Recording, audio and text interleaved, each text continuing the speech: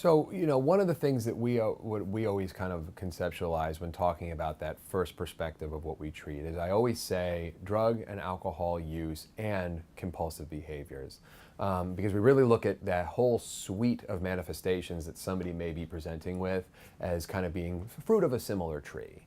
And so how somebody gravitates towards a drug, a drink, or a behavior of choice is an important piece. But if you really were peeling the onion back, what you'll realize is when you get to the deeper layers, the core of what's fueling and driving a lot of the behavior is the same. So whether somebody is using heroin, whether somebody is using alcohol, whether somebody is using has a video game addiction, or someone who has an eating disorder, or somebody has a combination of all of those things, we're really kind of identifying, well, what are the modalities to help recover from each of those things? But really, let's dive in and get to the core of what's fueling that. What are the sources of insecurity and fear? What are the traumas that are continuing to haunt this individual? What are the personality and the emotional development components that were interrupted that has led this person to being so uncomfortable dealing with the world around them? We also recognize that when somebody is asked to become abstinent from one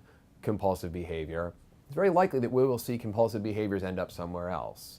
So if somebody has primarily been someone who's used drugs and alcohol, comes into treatment, oftentimes once they become abstinent to that, we will see that they may begin to engage in a disordered behavior as it relates to an eating disorder or exercise, or they may just gravitate towards relationships. And we can see that at the end, these things all kind of serve the same emotional needs, whether it's comfort, immediate comfort, or emotional comfort, whether it's distraction from uncomfortability, whether it's avoidance, or whether it's control.